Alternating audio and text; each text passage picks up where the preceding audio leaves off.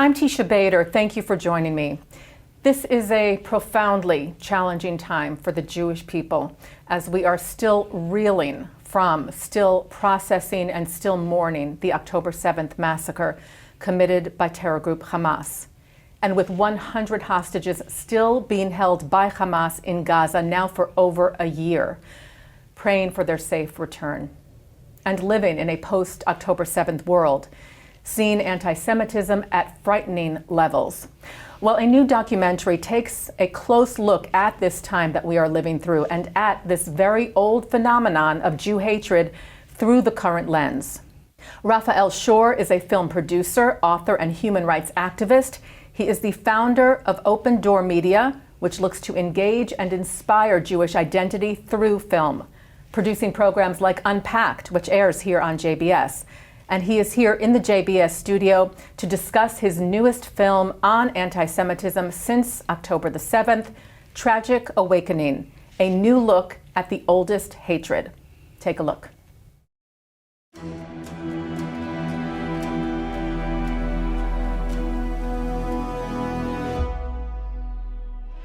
I grew up in Lebanon and I hated the Jews. I was told that the Jews are evil, that they hate everybody, and they would do anything to achieve their goals.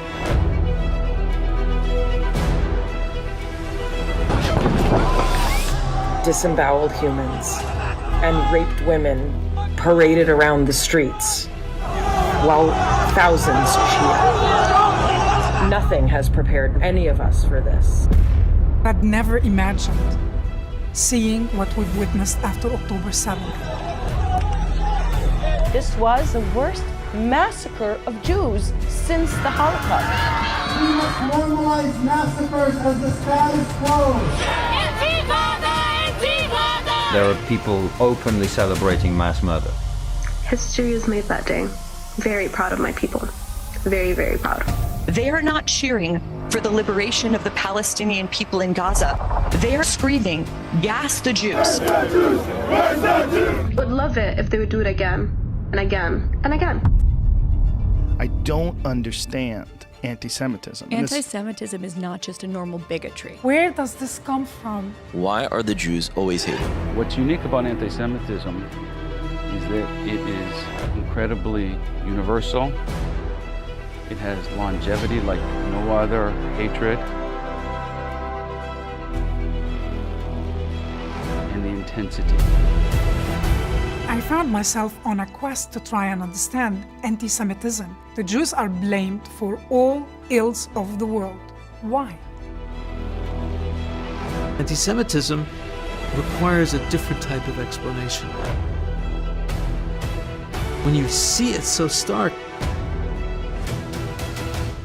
you ask the question, so what is it? On October 7th, the world was forced to make a choice. When a society starts to indulge in this lurid, paranoid fantasy, every other hatred comes next. You think it's an accident that Iran, North Korea, Cuba, Venezuela, they hate Israel? Every person has to choose a side. Hitler somehow figured it out. The rabbis of the Talmud and Adolf Hitler actually agree on the root cause of anti-Semitism. So Hitler didn't want to kill the Jews because they were bad. He wanted to kill them because they were good.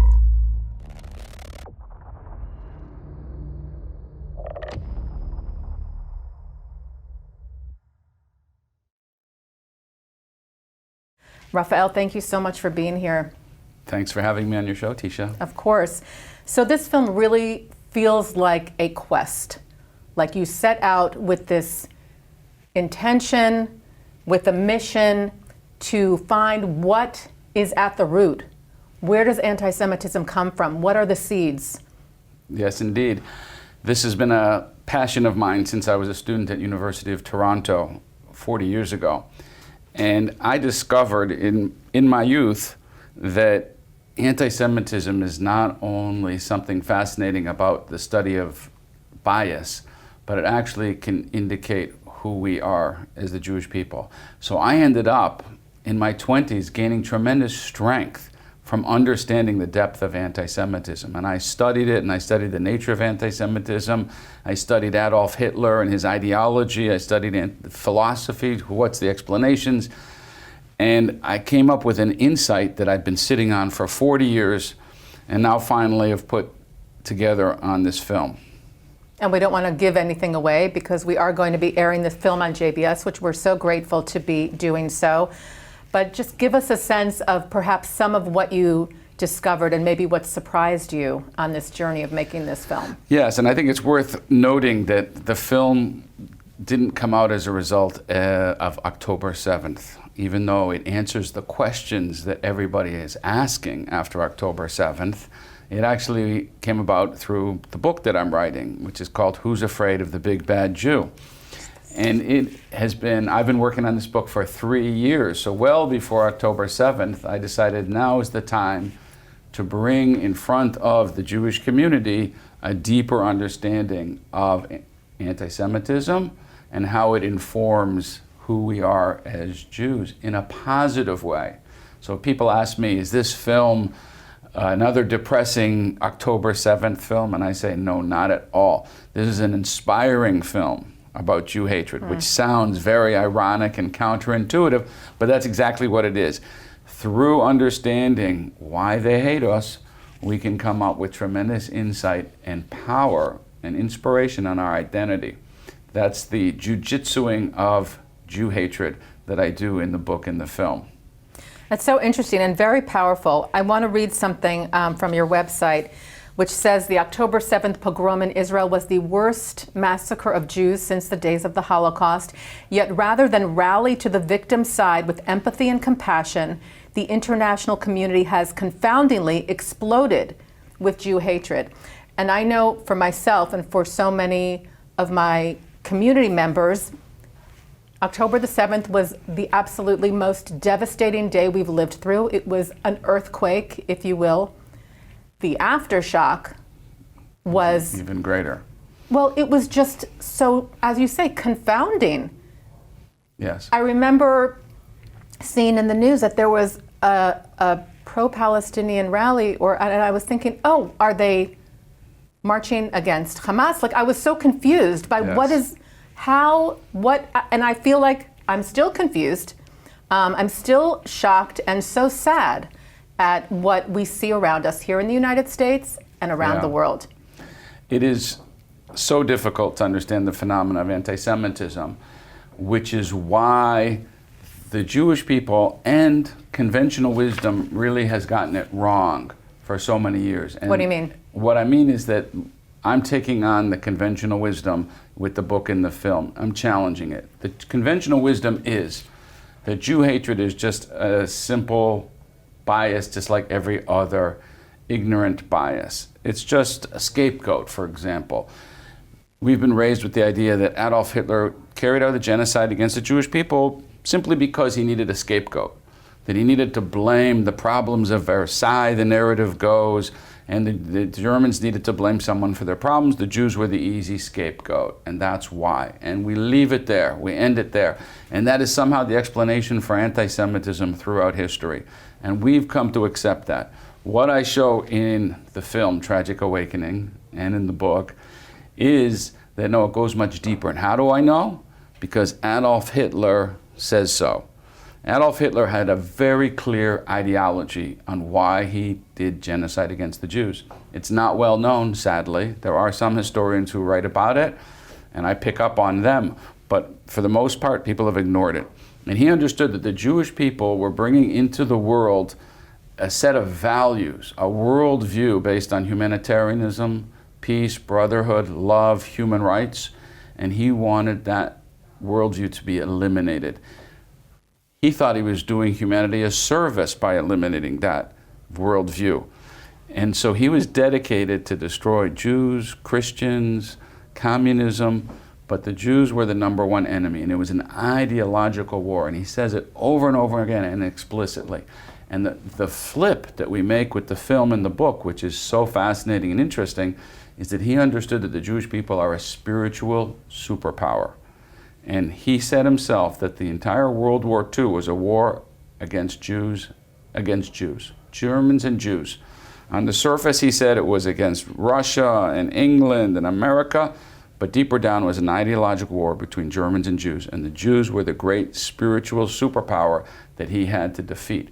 If we understand that, if we understand the driver of Jew hatred, that it is something about who we are and the message that we're bringing into the world, we can actually gain tremendous pride and knowledge of this is who we are. We are a spiritual superpower.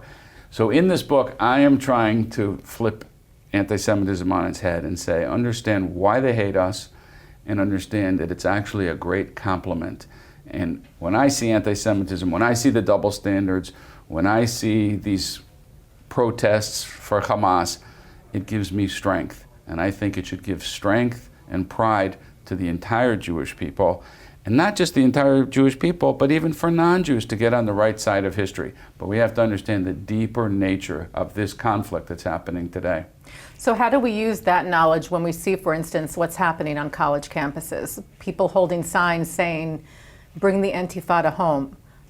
I want to ask them, what kind of world do you want to live in? Do you understand what you're saying? Do you know what that means? How do we use what you've discovered over these many years to try and understand that viewpoint and counter that viewpoint in an intelligent way? Well, the first thing we need to do as a Jewish people is worry slightly less about stopping anti-Semitism and a little more about protecting ourselves spiritually and psychologically from anti-Semitism. Because what happens today is that the Jewish people are under siege. For 2,000 years, there's been anti-Semitism, and today anti-Semitism comes in the form of anti-Zionism. If you want to stand up today on campus as a Jew or for Judaism or for Israel, you're crushed. Your social media, your friends, they're gone. And so the pressures of Jew hatred lead directly to assimilation.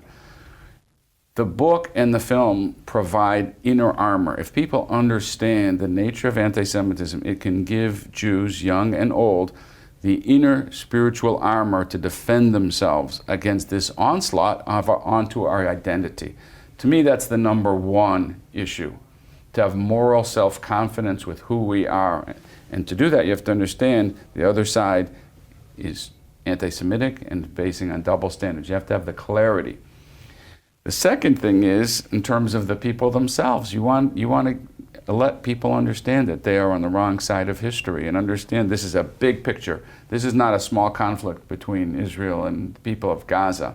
We're talking about an ideological war, which the recent election told us about as well, about foundational values of Western civilization.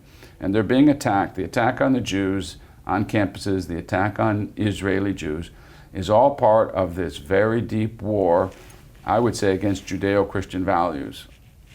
Talk a bit about Raan Osman, who is center stage in your film and just such a remarkable human being. How you came across her, how you found her, and how she came to be involved in your documentary. Sure, yeah, she is an amazing human being.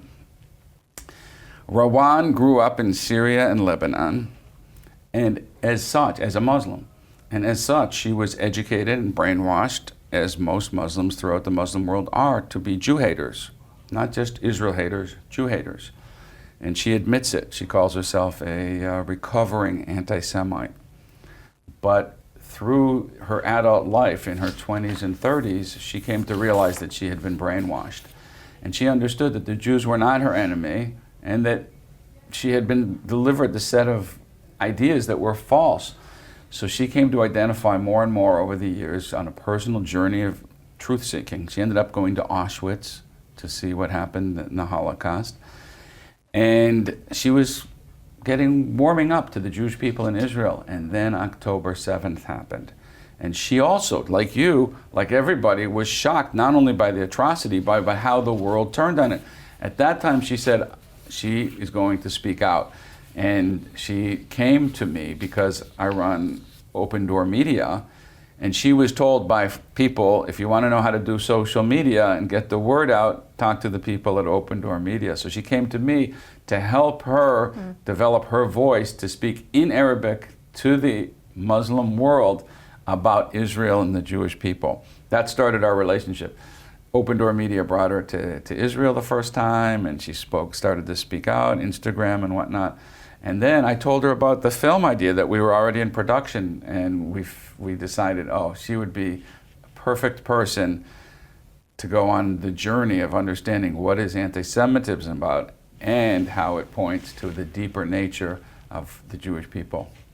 And how is her outreach to the Arabic-speaking community, to the Muslim community going, as far as trying to educate and explain, show facts on the ground? Do you have a sense, or what does she say about habits? She gets tens of thousands of views every month on her channels, and so you could say that she's being somewhat effective, but at the same time, it's a large world, and the fact that she's become so pro-Israel and so pro-Jewish, and there's even a little secret about where she's going in life that's revealed in the film, that, so I don't want to spoil that, but it kind of hurts her credibility. So the strategic advisors told her, stop wearing the Jewish star when you're speaking to the world. It hurts your credibility. And she said, no, this is who I am. I am a proud Zionist. I am a supporter of the Jewish people. I'm not going to hide it. If that hurts my ability to communicate, so be it. I need to be who I am, and I need to show why I believe this. Yeah, she's really taken this on. It's quite inspiring to see. She is a brave and inspiring and brilliant human being. Talk a bit about your own upbringing. I know our late founder, Rabbi Mark Golub, interviewed you a few years ago, spoke about your growing up in London, Ontario, and making the Aliyah to Israel, but just give us a little synopsis, if you can. Sure, be happy to. So as I mentioned, I grew up in small town Canada. I didn't grow up as a religious Jew. I grew up with a strong Jewish identity, a strong Jewish family, but it was in a town where there was 20 Jews out of 1,000 in my public schools that I went to. I got the typical, very insufficient, and I'm saying it generously, Hebrew school education. So by 13, I understood that Judaism was irrelevant and uninteresting. Sadly, that was what I was led to believe. But at age 20, my twin brother ended up discovering Judaism, and I went to challenge him and say, what's going on? What can you be exploring here? This doesn't make any sense. And I was introduced to Judaism as a mature person with a sophisticated education, and I said, wow, this is actually very interesting and compelling and relevant. And in addition, I had already fallen in love with Israel. So as soon as I graduated university, I packed my bags and moved to Israel, and I've been living in Jerusalem for 40 years now, happy family, and it's wonderful life being there.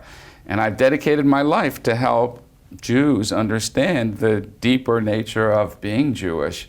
This project is just my latest, and it's my first book. I've made 18 feature films about radical Islam, about the nature of Judaism, the Jewish people, history, all kinds of interesting topics. Some of the films have been on Netflix. But this is my first book, Who's Afraid of the Big Bad Jew, is book number 1.